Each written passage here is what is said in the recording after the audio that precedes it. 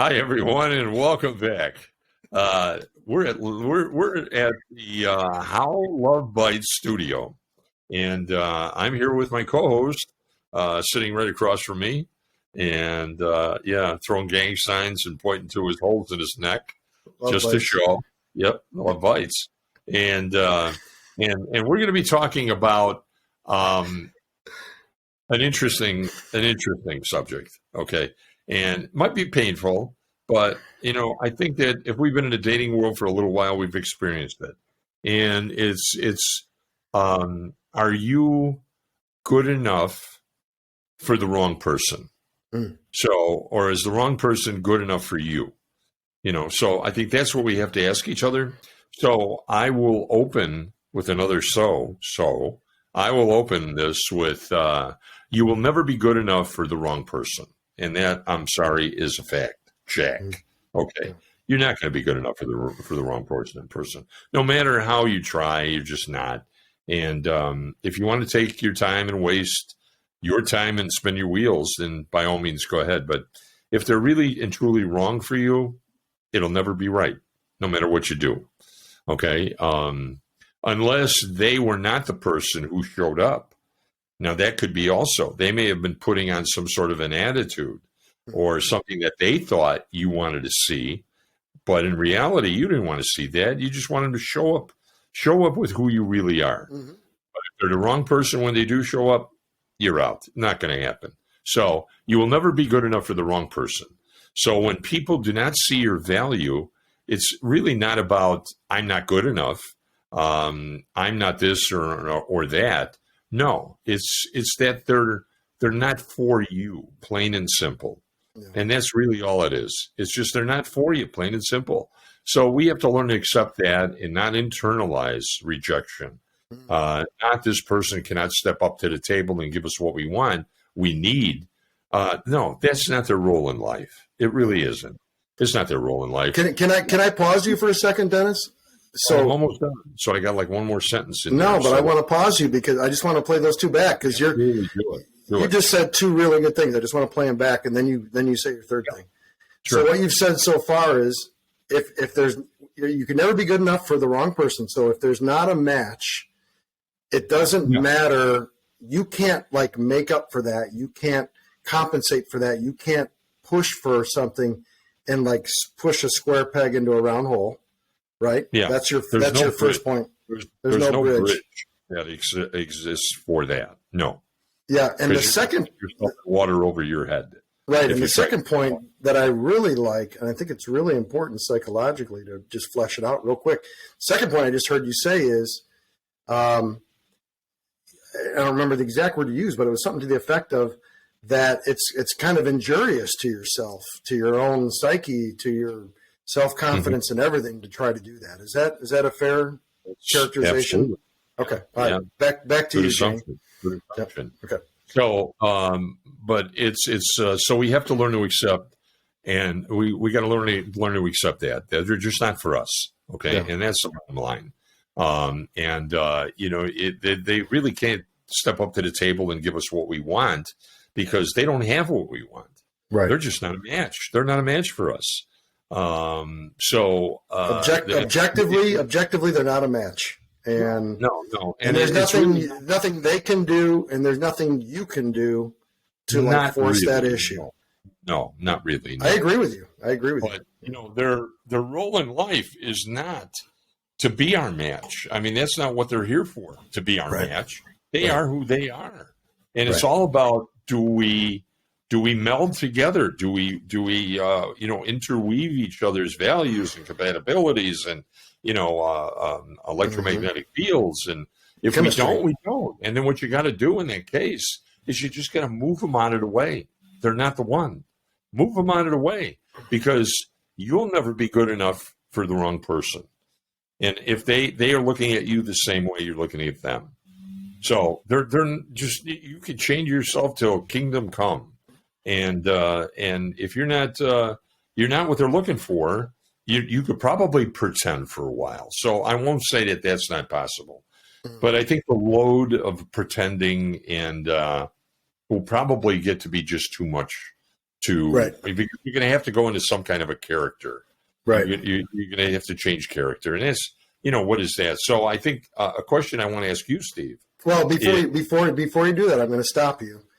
This is another. So we're both cops.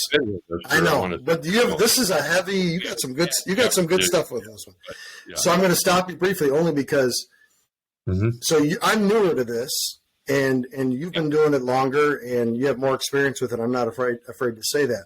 I will tell you that you're speaking more like a veteran in this space because you've done it more, and I think it's an art form to be able to know instinctively, is there a match or not, to know whether they're not what you're looking for or the other way, which is that I'm not what they're looking for. Right. And what I like about what you're saying, I think is really important for our viewing audience and me, evidently, is it's not a personal thing.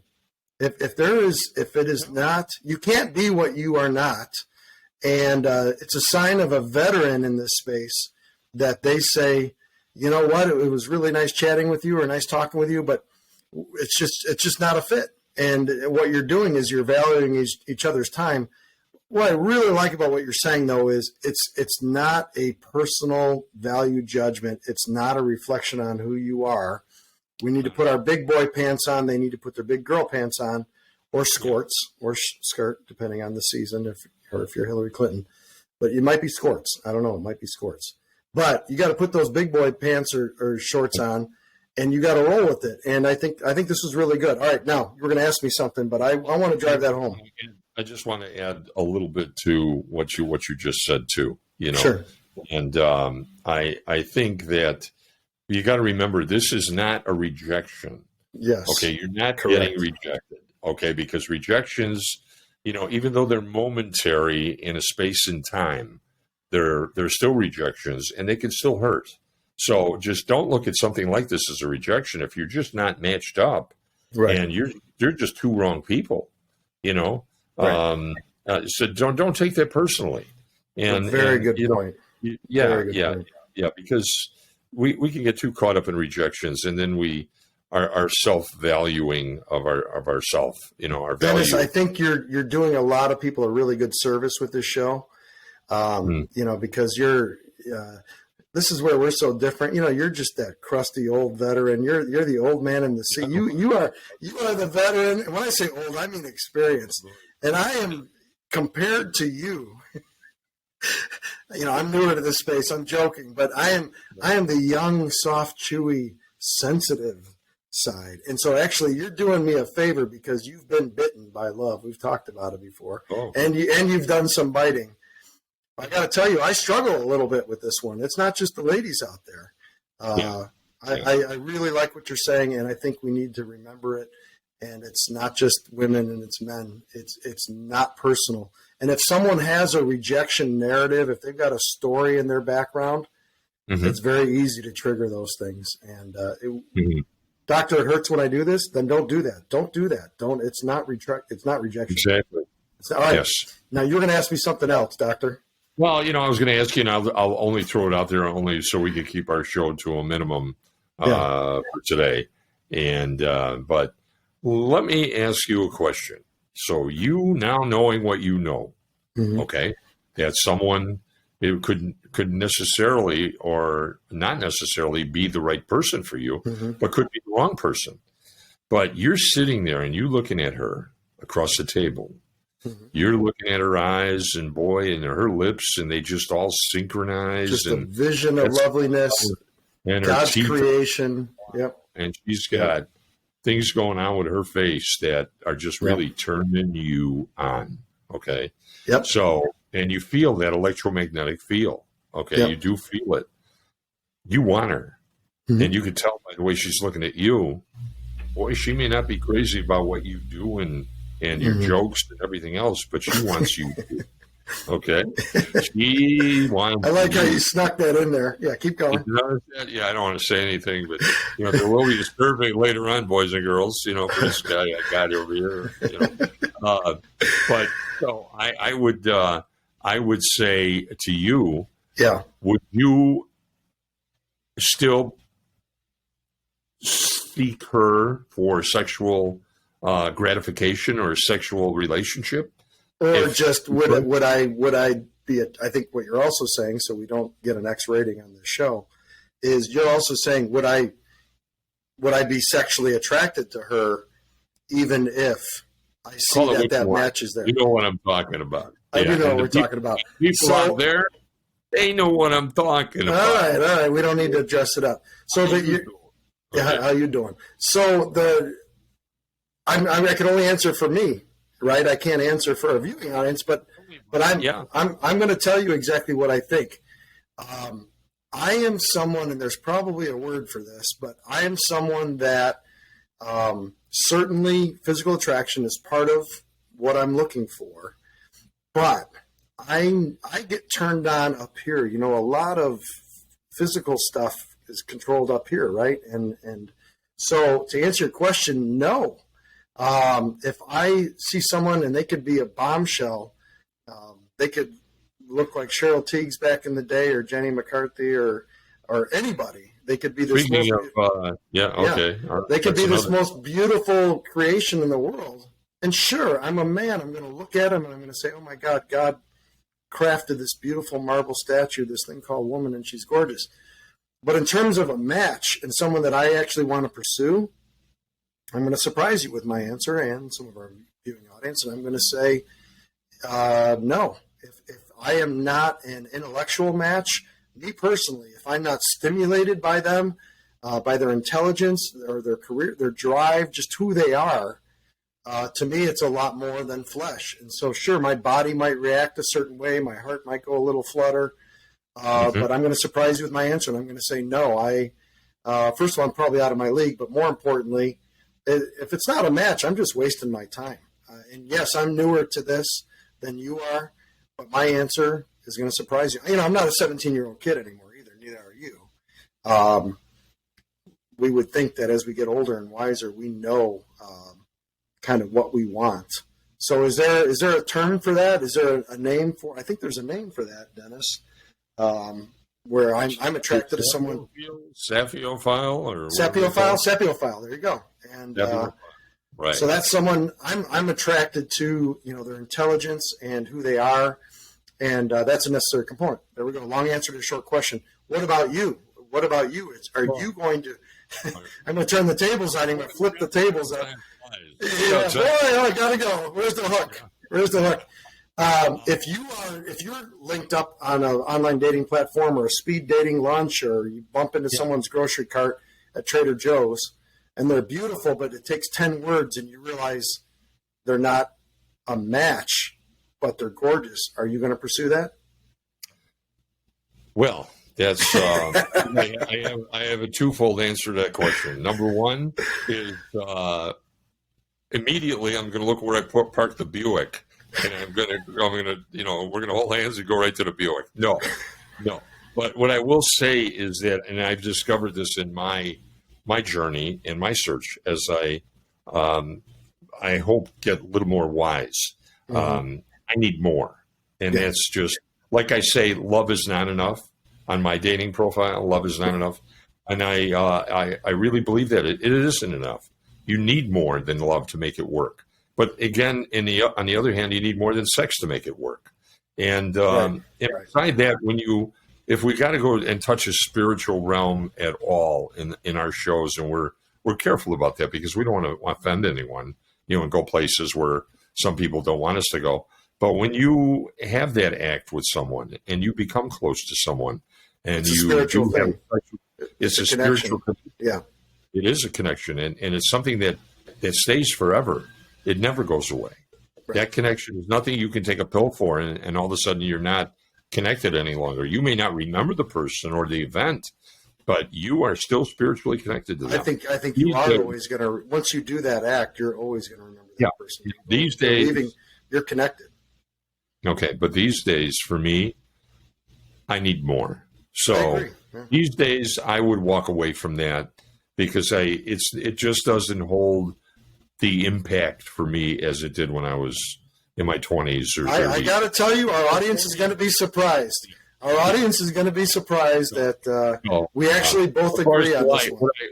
Would I attest to this in a court of law?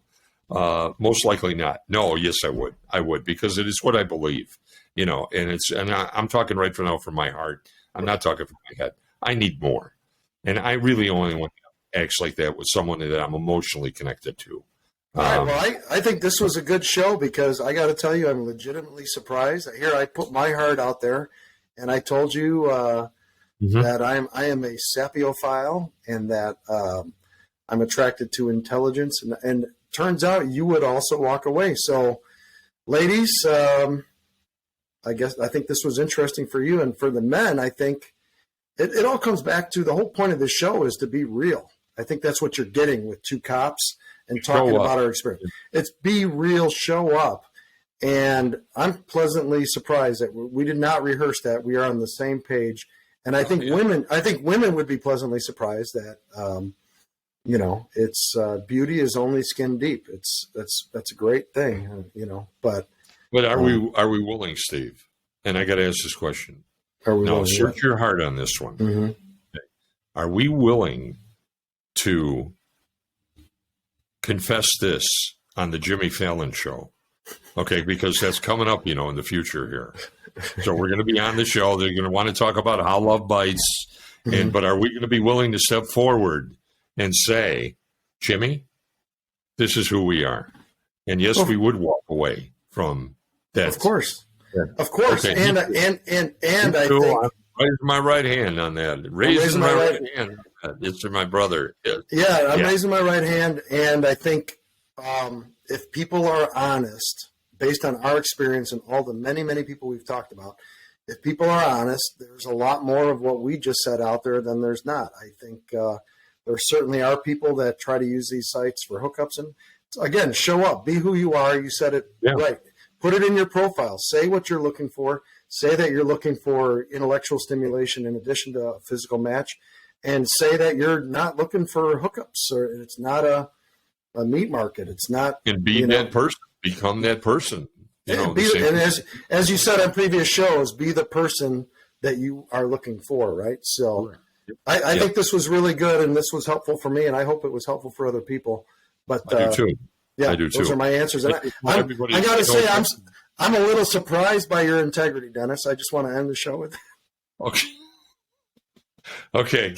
Now, I didn't tell you, but I'm having one of those buzzers, the little electric buzzers installed in your seat.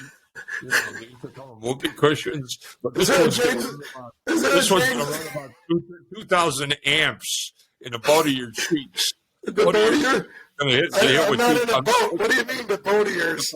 I didn't know there was a James Bond ejection seat in this. It's coming next. Yeah, Dennis, I love you, brother, and I love you for your integrity of what you said. Why we're here. We're on a journey. We're on a mission. And only he knows what that mission is. So that's right. Yeah. All right. Well, be a good boy joining us today. And stay tuned, boys and girls, because a lot of good stuff coming. You've seen nothing yet. Because we got a lot planned. Well, keep the questions coming. Keep the comments coming. If you're on YouTube, press like, hit subscribe. You'll get notices about our additional shows. We got a whole bunch of great content coming your way. It's going to be hard-hitting, fast, and funny, and it's going to be good. And if you got questions or comments that you'd rather do via email, you could send those to Dennis at How Love Bites, Dennis at How Love Bites. You could also go to www.howlovebites.com. So thank you for joining us today. Thanks, Steve. Thank you, everybody. Have a good day. Peace.